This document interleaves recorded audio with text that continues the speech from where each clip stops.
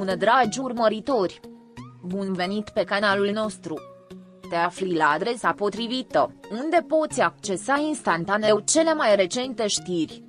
Aerul din Istanbul, adesea încărcat de intriga dramelor de pe micul ecran, părea să-și fi ținut și mai mult respirația săptămâna trecută, când numele lui Halil Ibrahim a ocupat din nou scena centrală.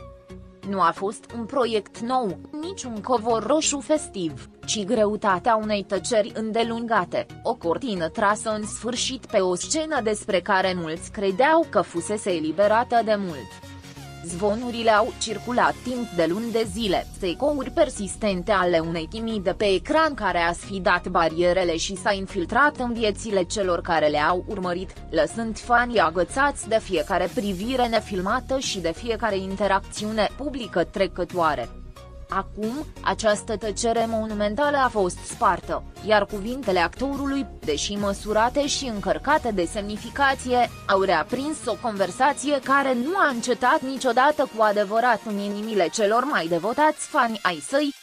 Relația profesională dintre Halil Ibrahim și Zlatirkoglu, acel vârtej de emoții care a captivat un public global, a fost subiectul unei analize intense de când drumurile lor s-au separat public. Sfârșitul colaborărilor a lăsat un gol vizibil, nu numai în programele de televiziune, ci și în narațiunea culturii populare turcești, care atât de adesea prosperă pe povești de dragoste pasionale, atât fictive, cât și reale. Natura legăturilor, acea scânteie incontestabilă care a sărit peste ecran, a fost întotdeauna un teren fertil pentru speculații. Nimic nu a fost vreodată confirmat, nimic nu a fost vreodată negat suficient de ferm pentru a înăbuși imaginația, permițând legendei să crească și să prindă rădăcini adânci în psihicul publicului. Declarația recentă a lui Halil Ibrahim, prin urmare, nu este doar o declarație, este o confirmare a magnitudinii conexiunii pe care au împărtășit-o, o recunoaștere subtilă că ceea ce s-a întâmplat pe acel platou de filmare a fost, de fapt, ceva mai mult decât simpla muncă a doi actori. El a vorbit despre o conexiune rară, o înțelegere reciprocă care a transcendut dialogul scris și un respect care, în cuvintele sale, rămâne intact și neclintit în ciuda circumstanțelor. Tonul său, descriu cei prezenți, era reflexiv, nuanțat de o melancolie care poate veni doar din distanța impusă asupra ceva intrinsec apropiat. Cuvintele alese dezvăluie greutatea faimei și dificultatea de a naviga prin emoțiile intense ale unui astfel de parteneriat public. Zlatirkoglu și cu mine, a început ea, cu o pauză care părea să prelungească timpul în cameră, am împărtășit ceva incredibil de dificil de articulat pentru oricine nu le-a experimentat. A existat o înțelegere, o sincronizare care a făcea ca fiecare scenă să pară reală, visceral reală, iar acesta este un dar pe care îl porți cu tine. Aceasta a fost esența revelației ei, o frază care deconstruiește subtil, dar devastator, linia dintre actorie și realitate. Ea a recunoscut energia pe care fanii au perceput-o, validându-i intuiția și onorând profunzimea muncii emoționale pe care amândoi au investit-o în povestea pe care au spus-o. Modul în care s-a referit la ea, cu o familiaritate atât tandră, cât și protectoare, nu face decât să intensifice misterul care a înconjurat întotdeauna cuplul. Este important să ne amintim că industria divertismentului din Istanbul este un ecosistem închis, unde tăcerea vorbește adesea mai tare decât orice comunicat de presă oficial, iar misterul este o monedă de schimb extrem de valoroasă. Decizia lui Halil Ibrahim de a rupe acest pact nu este frivolă, este o alegere calculată care subliniază importanța legăturii sale cu Zlatirkoglu în viața sa personală și profesională. Relatarea sa despre evenimente este o tapiserie țesută cu respect, camaraderie și o imensă admirație pentru talentul celuilalt, dar subtextul este locul unde se află adevărata poveste, cea pe care fanii au citit-o tot timpul. Actorul a abordat torentul de speculații cu un calm pe care doar cineva sigur de sentimentele sale îl poate aduna, fără a nega intensitatea conexiunii, ci mai degrabă redefinindu-i natura.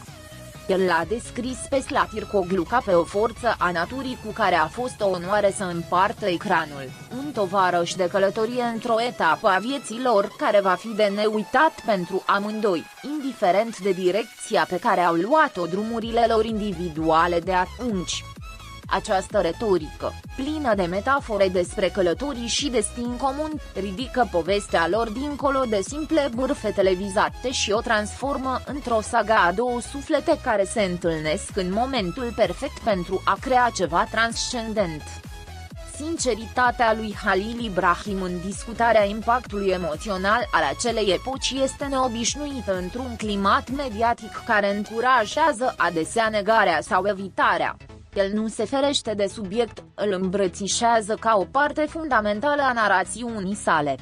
La baza afirmației sale se află recunoașterea faptului că legătura pe care o împărtășesc este de notorietate publică și aparține, într-o oarecare măsură, oamenilor care i-au făcut vedete. Prin validarea percepției publicului, el stabilește un precedent pentru onestitatea emoțională, protejând în același timp confidențialitatea celor mai intime detalii, lăsând suficient loc imaginației să continue să înflorească. Aceasta nu este povestea unei confirmări romantice, ci mai degrabă confirmarea unei conexiuni incontestabile care persistă în ciuda distanței fizice și a carierelor divergente. Declarația este un omagiu adus acelor zile lungi de filmare, presiunii de a menține o intensitate atât de palpabilă și provocării de a separa viața personală de narațiunea publică, recunoscând că linia dintre ficțiune și realitate s-a estompat frumos în timpul petrecut împreună. Este un omagiu adus magiei pe care au creat-o, o magie care, potrivit lui Halil Ibrahim, este la fel de reală astăzi pe cât era atunci. Implicațiile cuvintelor sale vor rezona, fără îndoială, în săptămânile următoare, analizate și disecate de legiuni de fani care caută adevărul din spatele fiecărei pauze și al fiecărui adjectiv. Ceea ce este clar este că Halil Ibrahim nu a îngropat povestea, ci mai degrabă a scos-o la lumină, învăluit în strălucirea unei legende respectate. Vorbind despre Slatircoglu și despre ceea ce au împărtășit, el a scris un nou capitol, unul care se concentrează pe respect, admirație profesională și o legătură emoțională ce rezistă testului timpului și circumstanțelor. În cele din urmă, ruperea tăcerii nu a însemnat dezvăluirea unui secret, ci onorarea unui adevăr evident pentru toți. Legătura dintre Slatircoglu și Halil Ibrahim a fost și rămâne ceva extraordinar, o raritate într-o lume a efemerului. Cuvintele sale au oferit o perspectivă matură și atentă asupra a ceea ce înseamnă să împărtășești o experiență atât de intensă în lumina reflectoarelor, consolidând povestea lor nu ca o notă de subsol, ci ca un element fundamental în tapiseria carierelor lor. Povestea continuă, nu pe ecran, ci în ecoul câtorva cuvinte alese cu grijă. Pascali